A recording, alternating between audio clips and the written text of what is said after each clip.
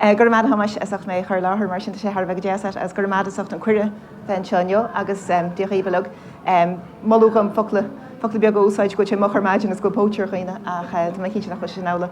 Tá mé ggéar a caiinte banne tá mé sé gobar in DCU tá mé gobar in Cúig in Fintar Scoil Logainmneacha sin agus bhfuilm caiinte faoi Cúig rud spéisiúil sílamse atá ban agan an sin. Tá mar a gobar mar dúirt Thomas le cuasaí Téarmeolaíochta, Choiste Logainmneacha, rís rudaí nuálaíoch eile. Mar sin feach mé mar Cúig rud cheap mé a gcuirt spéisián. Mar sin. A gáil ó Cúig go dtí héin. Mar sin. Ibar a Cúig. Cuasaí corpais. Seo tionstal, bhfuil mar a gobar ar le couple bliana inis, corpus náisiúnta na Gaeilge. Tá tú deanantais ceir é corpais, seart a gceist leis na bailúchan mór focla go manasach. Mar sin hartar cé le milliún focail bheitsa Abertí as cuasaí irisóireachta feic matú tar rin siad san sin ba cuasaí scríbnóireachta generalta ba cuasaí orlaura óhar trascrífa ón radio ón telefís córátí ba óhar ón idirlín blaganna meáin hóisialta gachsáis rud a féidir na áil gachrod a scríbú an Gaeilge le 5 bliana nuas nó a dúrú gohéidealach an Gaeilge le 5 bliana nuas mar nó blion 2000 i le. Tá sé gceiste an sinú a go chruinniú le chéile chuir éonáid amháin ag corpus.caí is maidid túná é chuardach.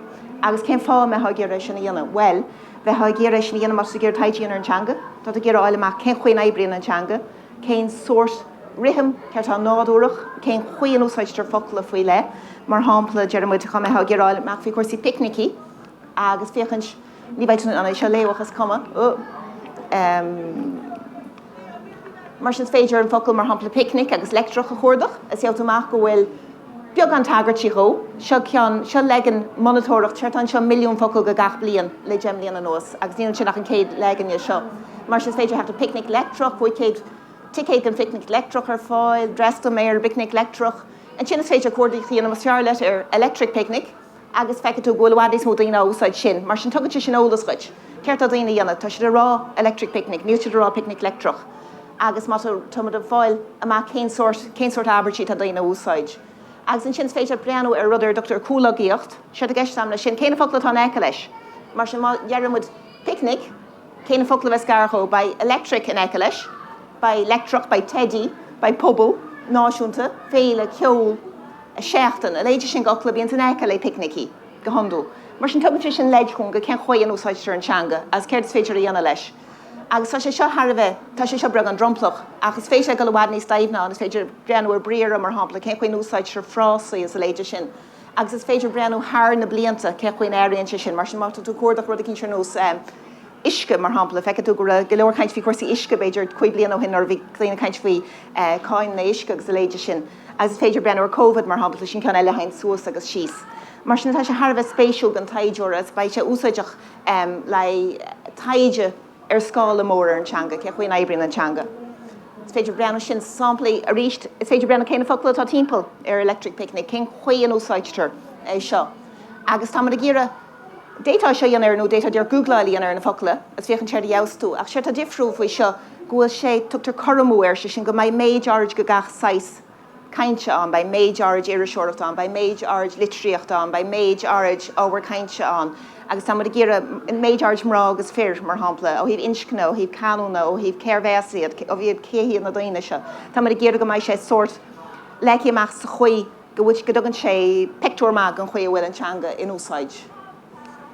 Samplaí is féidir féile na Gaeilge chuardach, feiceann tú go dainn sé suas, 2017 bhí halachan na caint fhí féile na Gaeilge, fhí fihan í réon na caint fhí, tá mai cinint go caint fhí a ríist, agus a ríist is féidir breanú ar rithimí na cainte. Body and soul, who sé suas an sin 2017 sin duime sé a ríist. Mar sin a ríist is féidir breanú cé chuoin éibrion an teanga. Mar sin ihar a hain gan rudí spéisiúla, ba sé seo cheola mí na sauna, dear na sauna agus asúla gan ba sé Harbh úsáideach go chéine. Ihar dó, canonsi. Nís am nanin se bheith seo, seirt an seo tafad go chuideartaí réidiúna Gaeltachta, sílam, agus seirta an ceangan na tafad tá tá stóras olmhór i gártaí agus seirta an bailúchan na tapanélog na tafad lug ar an radio agus tá siad na gobar inis bhór siad muoinú ón údarás craolchain le digitó dhéanana ar na taifid Chuige le go tá acab a gul siar go dtí na dathtíos na Chuigetí. Agus tá muide gobar éanaach le RTí faoi láthair le bunachar canúntí a chur le chéile. A rís feise seo cheola an blion se thugan, tá mar a gobar ar faoi láthair, tá taidir de bhenim Andrea Palandri a gobar linn ar seo. Agus seirtáán rud anjas sílamse bhil se tharbh go má bailachán go canúntí na tíre cháchéad sampla go canúntí ón tíre lug, agus céim fáil me gur a seo dhéanana. Mar sin bairúd cinint mar seo agus mappa na tíre Ceantar Gaeltachta agus Iar Gaeltachta, agus baitin an clicáil orb agus féchant éisteach le samplaí gona canúntí éagsúil agus iad a chur gomparáid na chéile freisin. Baitún an chamá as ruigh me gachar trascrífa, baitún an breanúir samplaí as ruí a chórdach, mar sin baitún an a léidir se go frásta chórdach mar hampla as féchant cén chuhfuil sééis na canúntí éagsúla. Seo rud nachfuil ar fáil chaíir ar gcuise fós tá le nach an, tá rudí anas dúgan an, tá rudí tá le nach tá Atlas Wagner an agus a léidir sin, agus tá siad Harbar ach níl siad in chóirdathe agus níl siad chu héasca se le nús, sé geistegan go mai se seo Harbheith éasca le núsáid gan taidir nó gan tétá fólam teanga, má do géire an canúid faoi le ólam, tá sé Harbheith úsáideach bheith an breanúir go dtíach cén chuí an ébrion an teanga sa chás seo agus sa canúid seo. Mar sin seo rud a bheits fáil, níl sé fáil fós, tá mud fós a gobar ar rudí mar seo an teolalas seo tafadas ina sir ó 7-8, agus camad bheith an gal fríte, ebrúach céhiad hain martín seo go deir sé benatí dí sé sin an chuideach, agus ebrúach céhiad na daine seo, céfaí ru se caint, as céna samplaí bhar húsáideach. Mar sta go leor obair siú lei sin, as go leor obair trascrífa freisin. A bai si go deasna bheith sé deanta. Sin a bhar dó. I bhar trí mrá, táach a gcónaí, ach sa chás seo tá méid caint faoi enam.caí, sé sin an bunachar béisnééis sí Gaeilge, agus cean gan na faibanna le béisnééis sin na Gaeilge, agus is an taidí an rinúir sin gur beag ben atá san bunachar sin, agus chartar Jeffin géad gona bé a lug, gona scéalta na daine lug atá luite in enam.caí is mrá iad, agus dúrúlinn agus an ceirrta daine go nachfuil se seo ceart, agus ar nó go stairúil tá cúisina bhfuil bhhaid níos mó fér na mrá. Samach ar béis, sí tá sé sin ceircileir agus tá sé sin an ghlachaí. Ag an am céine ní dóilinn chu dhéar gur féidir séasa leis seo gan é cheistú, agus feicteach an gur chóir féchant céim fáhfuil se seo eula, agus a féidir rud a bheith dhéanana faoi, a féidir bhfuil mrá an béidir nárhin siú a scéal ar chúisina éagsúil, béidir nach run rud a bhí ar siúlach nar ceapú gur rud táhachtach é, nó gur rud fiúntach é, nó gur rud súntasach é. Tá mo cuiimrú mar hápla rátí Gaeltacht na nuh, daoine bhí gobar Cuirsaí líonraí rudí mar sin áid chuir rá na Gaeilge mas maiile a gobar agus léidir nach creaaltóirí iad, béidir nach scéalathe iad nach a léidir sin a bhí an, mar sin hégur sé táhachtach. Agus tá a géar rud cinn dhéanana faoi sin. Mar tá macléin linn orla hickey atá gobar ar PhD an ar seo, obair Harbheith spéisiúil, as tá sé gur líon na mána chuir suas go ban, so féchant ceir is féidir dhéanana, cén fá nachfuil níos mó rán, agus cén chuid féidir linn níos mó rá bheith an. Seo mappa an beaggan seo, ach taint sé seo ó bblion báis, mar sin seo daoine fuór bás san éoisteig, seo daoine fuór bás coppla blian ó hin. Agus líon na man atá an mar chéatatá, mar sin ar dús feice sib na daoine fuór bás an sin is beag ben a bhí an, ar chúisina má, ach sin taimid go dtí blianta na heabheochanna mar hampla, agus tá níos mó rá gceist an sin. Agus an sin go réir a chéile mar hains tú rá, bheitha súl go mbeorch níos mó rá cáilúla mar dearrá an, agus ag pointe éigen, nóair a cháilfar muidir le go mbeidh lemrá agus le férbheith sé an faoin am sin, ach tá sé go réir a chéilta sé fás. Agus tá orla, tá sí gobar ar rins bé enachtáil nachfuil iste ar chúisina éagsúil Maggie Duranan seo, eistóir a bhíon tá ceap man bharan, as áran, seo scéalaí, as an rion agus seo i gráinne Yates chláirseoir, mar sin trúr nachfuil iste, agus tá sé scríú go béis a gur leis an monachar, tá sí chuir le céad a liste gur rins céad an ben eile a détaí chuiristeach lúna má. Mar sin sílam se go sin Harbheith táhachtach, sin gur córás gá dhéanana agus gur fiú é dhéanana. Iver dó, Logainmneacha, cean má gcónaí, agus seo rud bhfuil a gobar ar le rins bliantaine sin Logainm.caí, mar sin bunachar Logainmneacha na hÉireann, agus seirt an sin gach enam riarachan, gohéidéile gach éanam riarachan in éireann, tá a gobar ar sin, a gobar ar chuineasús an dáta, a gobar chur leis, sráid Logainmneacha mar hampla chur leis, agus heile in éanaach leis an reinse Logainmneacha.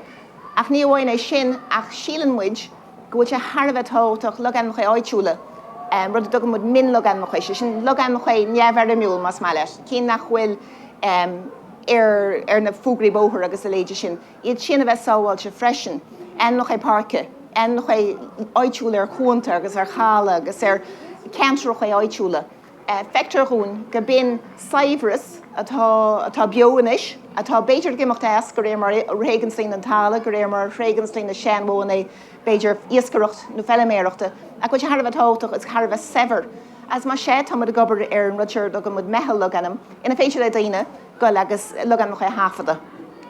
Seo é chuúil se faoi láthair tá hart ar 5 míle Logainm creidú nácreid táfataí ag daine inar agus grúpaí pobl mar sin grúpaí ar nús mar hápla Eamhneacha parca na mí Eamhneacha parca léidir seo go cheantar léidir sin go cheantar agus iad go amach a brean caiin sé daine a tuairta goid mappaí mach lob agus arála daine ceir agus úr áid seo na cintar bar sin as a ggéirechaí na háfad a freisin. Fector chuúne go sé Harbheith tógtach Fector chun gur óla sé atá cháile agus a bheitcáilte mar neamh fra háfada agus mar sé tá suas le míle donna chláirí lei seo agus hartar le 100 míle Logainm áitiúil táfada. A bhhaid níos múna mar halamid nó thosamid ar se halamid go méidir go dos a coppla duine ar agus léir gohfuil an spéisiúil muintir na hhéir na cuasaí Logainmneacha as tá an spéisiach ab an obair seo dhéanamh. Sinna bhardó agus seo sampla Scoil tá mai ceapah me chuí mórta hamas gortín na pláí mar hampla agus a scéalan seo faoi aimseir chopnut agus gur tháinig pláí hríd an tír agus eile agus an scéal seo faoin gortín seo. Agus is cinnte bhfuil an teola seán, is cinnte go se scrífa síos áid chuig súla a beidir nach chuid sáil sé ar meach seo a gur féidir le daoine heachtar, go féidir le daoine eile breanhir agus on tú leis na ganíon tú leis go dibhann, mar is níl an seacholalas an bobbal ní héigh bhfuil sé effigiúil ar aon bhealach. Bug mar ra? Ibar a hain. Sé thugans mó seo béalajas agus ní bhhain béalajas ach béalajas as áran níos ar fós. Séirtá gceist leis seo tá ólas agé seanar dúchas Pcaí agus ar an sléomh sin tá gimach le fada agus sé an sin ar nó digitú a dhéanana ar bailúchan béalajas nóach béalajas ar na UCD, so gobar sin é fada. A seo rud beag difriúil tháinig muintir daine as ar an grúpa ar benn, grúpa pobl ar benn mrá fintroch thugan couple blian ó hin ag an Oireachtas agus dúirt siad go bailúchan á mór Greengrafan é agam agus bailúchan mór táfataí agus sé bhí siad a dhéanana bhí siad go amach an chorágla bhar chuoine agus chorágla bhar sean daine agus a bailú béalajas áitiúil agus bhí siad go amach agus bhí bailúchan á mór ag go Greengrafan é gachsáis Greengrafan sí siad gur rud cin leis as ag chur fáil mar gur ceap siad agus an ceirteach go bé éireacht in ileine atá an agus go sé Harbheith tógtach chomh hain Harbheith tógtach go muintear áran nachhfuil ar Nílan go bhaintear áireanta imi thar léir agus go sé Harbheith tógtach an teola sin na háil agus é bhar fáil go chéine. Bhí siad brodúil mórtasach as a ggéir chur fáil. Má sé chuide mud lo, seo pectúr go ile sin seinte me ceapa. Agus mar Jerem tá go leor daoine héis bíon holachan na caiint fiáran, bíon holachan na scrío fiáran, bíon Manna Bharan, bíon Tim Robinson, Chota Singh, Yates, O'Hare, holachan na scrío fiáran. Agus beag deis bhíon ag muintir na háid se scéal hain inseacht. Agus mrána haint háite go hard a scéal hain inseacht. A sinna rud a bhí weist leis seo.